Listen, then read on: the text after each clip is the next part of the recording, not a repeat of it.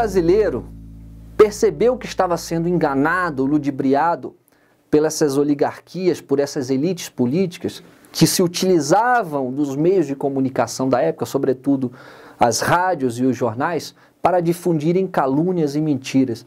E sempre utilizando aquele mesmo mote da corrupção. A corrupção avassaladora, faziam com que a cabeça da sociedade se voltasse contra o governo, que era um governo popular, um governo progressista. Getúlio consegue, através do seu suicídio, despertar o povo brasileiro para perceber que estava sendo enganado. E aí essas elites elas têm que recuar. E aí temos as eleições de 1955, depois do governo de Café Filho torrar toda a poupança que o Brasil tinha feito com o esforço de guerra. JK chega ao poder como uma solução intermediária, tendo como vice João Belchior Marques Goulart. Também, novamente, como era um governo de centro, não era um governo tanto à direita, nem tanto à esquerda, é um governo que faz uma política mais ampla e que também foi fortemente combatido por essas oligarquias, utilizando-se desse mesmo discurso da corrupção avassaladora, igualzinho que nós vimos nos dias atuais. É eleito, na sequência, para a presidência da República, o Jânio Quadros, com aquele jingle que todos conhecem, aquele varre, varre, varre, vassourinha. Ou seja, também com esse mote da corrupção. Jânio Quadros assume a presidência da República, entretanto, 7 meses depois ele renuncia. Ele renunciando, quem assume? O seu vice-presidente, João Goulart, que novamente foi eleito vice-presidente. Lembrando que se votava em separado, para presidente e para vice naquela época. Jango tinha a legitimidade e o sufrágio popular para poder assumir. E aí o que acontece? Como ele era herdeiro político de Getúlio Vargas, era do Partido Trabalhista Brasileiro, essas oligarquias se unem contra Jango tomar a posse. Entretanto, um jovem governador gaúcho, então com 38 anos de idade, Leonel Brizola, se levanta em armas, levanta o Rio Grande do Sul em armas para resistir ao golpe militar. E consegue.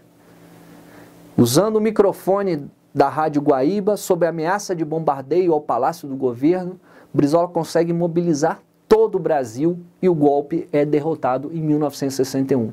E Jango assume a presidência da República. Entretanto, com uma solução intermediária. Jango era muito conciliador, era uma figura política extraordinária. Então ele entendeu que a solução do parlamentarismo seria viável para que pudesse governar.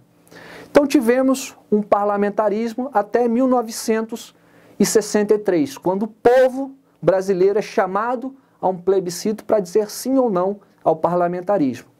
E 83% da população vota contra o parlamentarismo, restituindo os poderes de Jango como presidente da República. Com isso, Jango busca aprofundar as conquistas sociais com as chamadas reformas de base. Reforma urbana, reforma agrária, reforma tributária, reforma bancária, reforma do sistema educacional. E além disso, Jango já havia tomado uma medida muito importante para o nosso país, que era a Lei de Remessa de Lucros. O que dizia a Lei de Remessa de Lucros? Toda empresa que quiser vir investir no Brasil, ela tem o direito de remeter ao ano 10% do que for investido aqui, evitando que as perdas internacionais, como o Brizola bem denominava, se avolumassem, fazendo com que a nossa poupança, a nossa riqueza se escoasse para o exterior. Lembra da mentalidade das nossas oligarquias? Isso foi uma afronta a essas oligarquias e, sobretudo, ao capital estrangeiro, que aqui se instalava e se instala para drenar as nossas riquezas.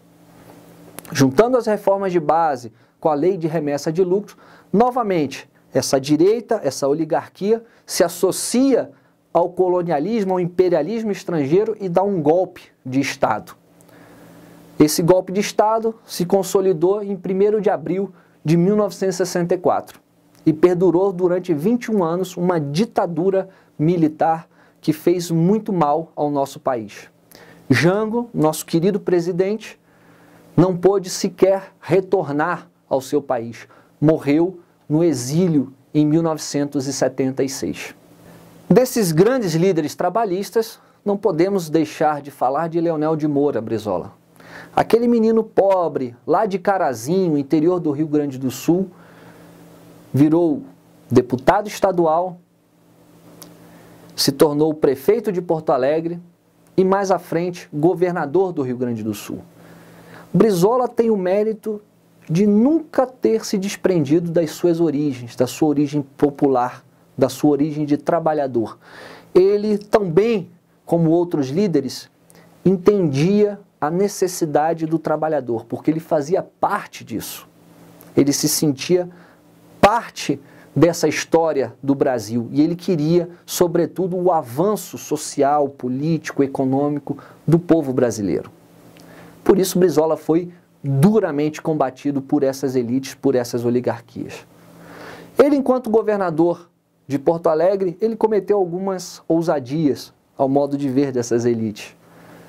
Criou mais de 5.000 escolas para alfabetizar as crianças no Rio Grande do Sul, dar as primeiras lições de português, matemática, ciências, entre outras coisas.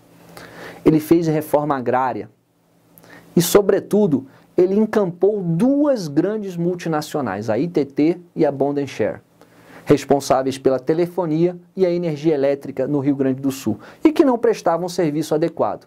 E ele estatizou essas duas grandes multinacionais. Para vocês terem uma noção, seria o equivalente hoje à Microsoft e à Apple, por exemplo. Eram duas gigantes multinacionais. E o Brizola fez isso dentro da lei e da legalidade.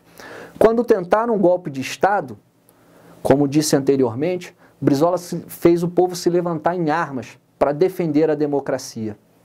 Então essas ousadias que Brizola teve jamais foi perdoado pelas elites. E Brizola era o sujeito que queria o bem do povo. Por isso amargou quase 20 anos de exílio.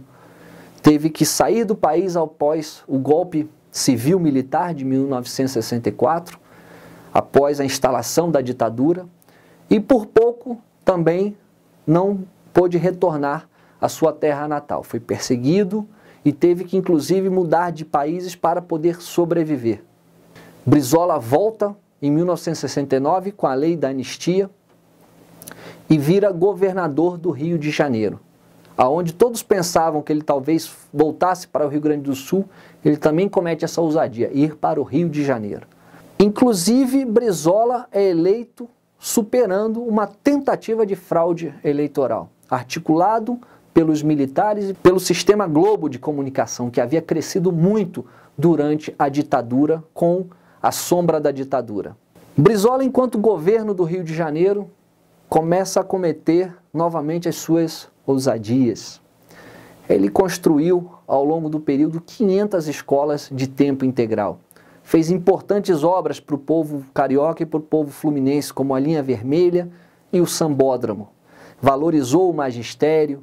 Enfim, teve um grande avanço social e econômico para o estado do Rio de Janeiro. Infelizmente, dado essa organização da elite, das oligarquias contra Brizola, Brizola não se elegeu presidente da República nas duas disputas que tentou em 1989 e em 1994. Entretanto, Brizola deixa esse legado para nós trabalhistas, para nós pedetistas.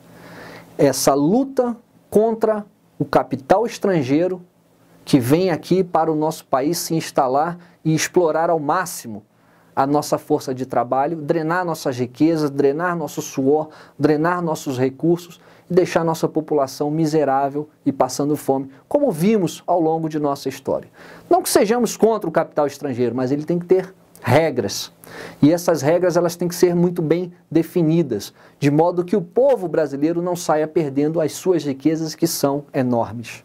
Outro importante legado de Brizola é na educação. As nossas crianças precisam ser alimentadas e precisam ser educadas. A Escola de Tempo Integral, em parceria com o professor Darcy Ribeiro, trouxe o que há de mais moderno no mundo para as crianças do Rio de Janeiro.